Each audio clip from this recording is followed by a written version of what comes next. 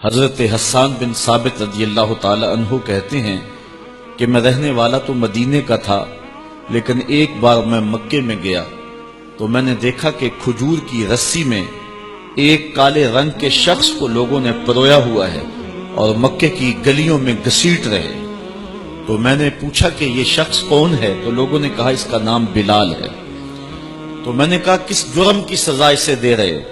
تو انہوں نے کہا کہ یہ ایک نئے دین میں داخل ہوا ہے اور ہم اس کو منحرف کرنا چاہتے ہیں۔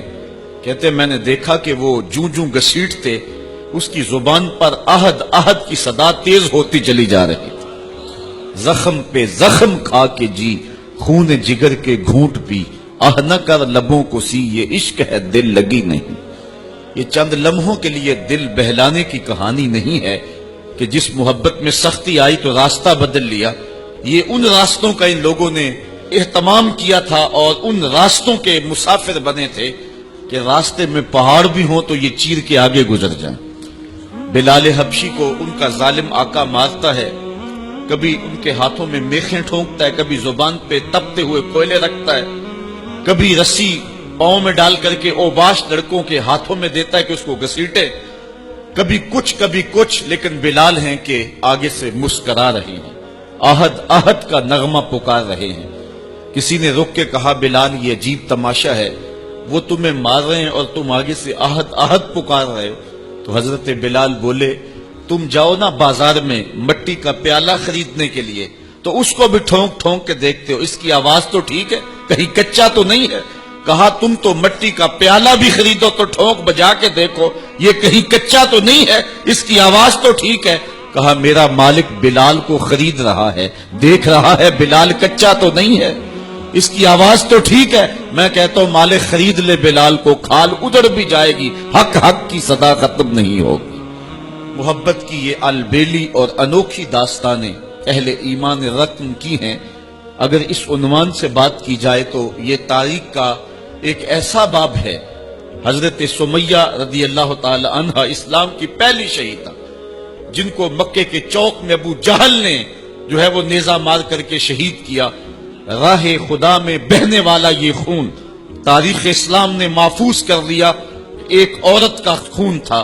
اور پھر حضرت عمار ابن یاسر کے والد حضرت یاسر کو بھی شہید کیا گیا، دونوں ماں باپ شہید ہو گئے اور بیٹا پھر بھی ڈٹا ہوا ہے۔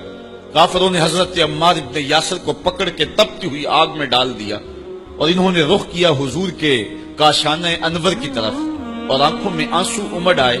تو کافر سمجھے شاید جلتی ہوئی آگ کے شعلوں سے اور بھڑکتے ہوئے کوئلوں سے ڈر گیا ہے۔ کہا عمار گھبرا گئے ہو، تمہیں ان تپتے ہوئے کوئلوں سے باہر نکال لیا جائے؟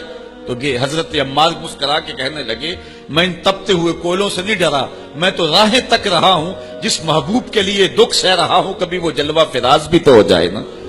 اچھا ادھر غلام تڑپا، ادھر آقا تشریف لے آئے۔ حضرت عمار ابن یاسر کے سر پہ ہاتھ رکھ کے حضور نے کہا یا نارو کونی بردم و سلامن علی عمار ابن یاسر کما کنت علی ابراہیم، اے آگ جس طرح ابراہیم پہ ٹھنڈی ہوئی تھی آج میرے عمار ابن یاسر پہ بھی ٹھنڈی ہو جائے۔ تو محبتوں کی یہ داستانیں بڑی دل آویز ہیں۔ اللہ تعالیٰ جل شانہ نے جب اپنے محبوب علیہ السلام کے غلاموں کے ساتھ یہ ہونے والے ظلم اور اس جبر کی رقم ہوتی داستان کو دیکھا تو سورۃ الفجر تب نازل ہوئی تھی۔ ایک طرف اہل ایمان کو تسلی دی کہ اگر تمہیں دکھوں میں مبتلا کیا گیا ہے تو کوئی نہیں، تم سے قبل بھی جو لوگ اس راستے کے مسافر ہوئے ہیں ان کو بھی انہی راہوں سے گزرنا پڑا ہے اور وہ بھی عظیمت کی یہ داستان رقم کرتے ہوئے آئے ہیں۔ انہوں نے بھی جو ہے وہ سولیوں پہ اور فصیلے دار پہ اپنے سروں کا چراغاں انہوں نے بھی کیا ہے اور راہ حق میں ہر دکھ اور ہر تکلیف انہوں نے سہی ہے، حتیٰ کہ زنجیروں نے ان کی ہڈیوں تک جو ہے وہ نشان چھوڑے، لیکن پھر بھی وہ راہ حق سے منحرف نہیں ہوئے۔ ایک تو ان کو تسلی دی اور دوسری طرف قریش کو یہ بتلانا مقصود تھا کہ تم سے قبل بھی بڑے سرکش، بڑے نمرود، حامان، شداد اور بڑے ظالم اور جابر ہوئے ہیں، لیکن آج تم دیکھو کہ ان کا نشان بھی باقی نہیں رہا۔ اگر نشان باقی رہا ہے تو حق کا نشان ہی باقی رہا ہے۔ اس لیے سورۃ الفجر اس ماحول میں نازل ہوئی ہے جبکہ جو ہے وہ اسلام کے اوپر اور اہل ایمان کے اوپر سخت آزمائشیں تھی اور سخت جو ہے ان کے اوپر تکلیف تھی۔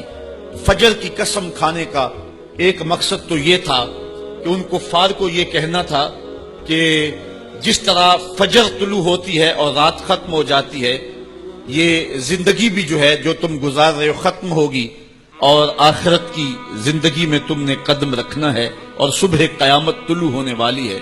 اور دوسری طرف اہل ایمان کو تسلی دینا مقصود تھا کہ راتیں جتنی بھی لمبی کیوں نہ ہوں، پو تو پھٹتی ہے اور اجالے تو نکلتے ہیں، ایک وقت آئے گا کہ اسلام کا پھریرا دنیا کے اوپر لہراتا ہوا نظر آئے گا۔ آج کی قربانیاں کل کے لیے سکھوں کا سامان بن جائیں گی۔ ساغر صدیقی نے کیا کہا تھا کہ آج تو ہیں یہ جسم آلودائے گرد سفر، آج تو ہیں یہ جسم آلودائے گرد سفر، کل انہی جسموں پہ منزل پھول بھی برسائے گی۔ آج مکے میں ستم ہیں، کل مکے والے ہاتھ باندھ کے کھڑے ہوں گے، تو وہ لمحے بھی آنے والے ہیں۔ تو فرمایا قسم ہے صبح کی والفجر، قسم ہے صبح کی، ولیال عشر، اور 10 راتوں کی۔ 10 راتوں سے مراد کیا ہے؟ یہ ذوالحج کی 10 راتیں ہیں، جو سال کی جو ہے وہ تمام راتوں سے یہ عشرہ جو ہے وہ افضل ترین عشرہ ہے۔ دوسرا قول ہے کہ یہ رمضان کے آخری عشرے کی راتیں ہیں۔ تیسرا قول یہ ہے کہ یہ محرم کی پہلی 10 راتیں۔ یہ 3 اقوال مفسرین نے بیان کیے ہیں۔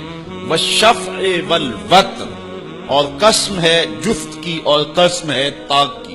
مفسرین نے اس پر تقریباً 36 اقوال پیش کیے ہیں، لیکن سب سے بہترین قول یہ ہے کہ جفت سے مراد مخلوق ہے اور طاق سے مراد رب تعالیٰ کی ذات ہے۔ خالق کی قسم اور مخلوق کی قسم۔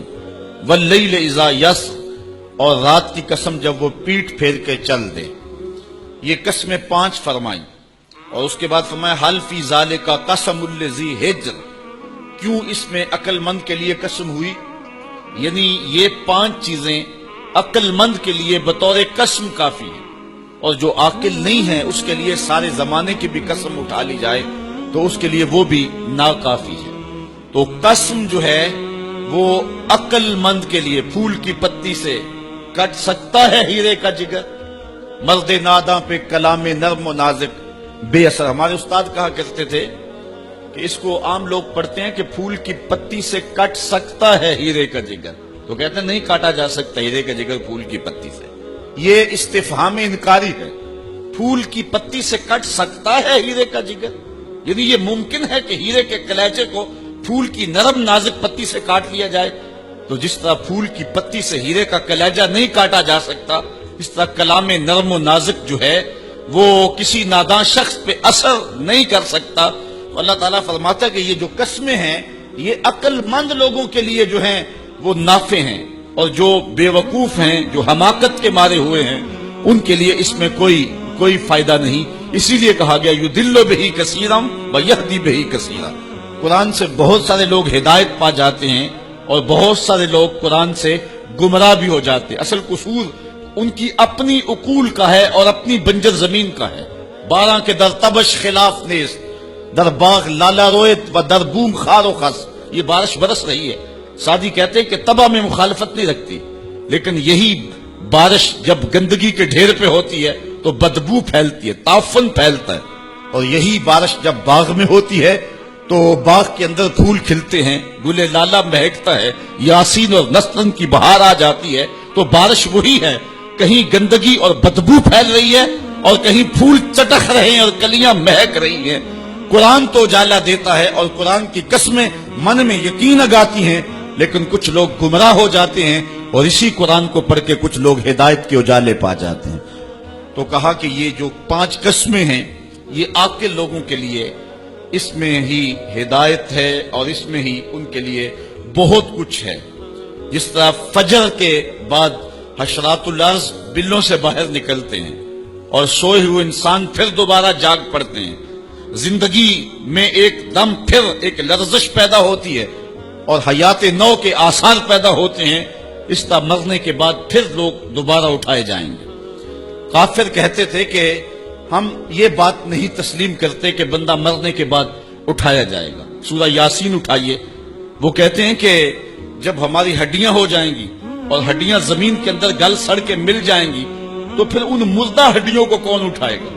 یہ نضر بن حارث نامی ایک شخص تھا جو قبرستان سے کوئی بوسیدہ ہڈی اٹھا لایا اور حضور کے سامنے اس ہڈی کو توڑتا ہے اور اس کے ذرے زمین پہ گرتے ہیں.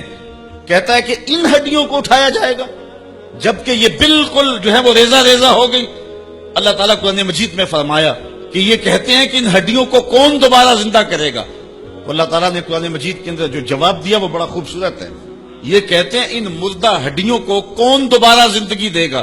تو اللہ تعالیٰ نے جواب دیا کہ جب یہ ہڈیاں بھی نہیں تھی، جس رب نے اس وقت ہڈیوں کو بھی پیدا کر لیا تو ان کو جوڑنا اس کے لیے کون سا مشکل ہے؟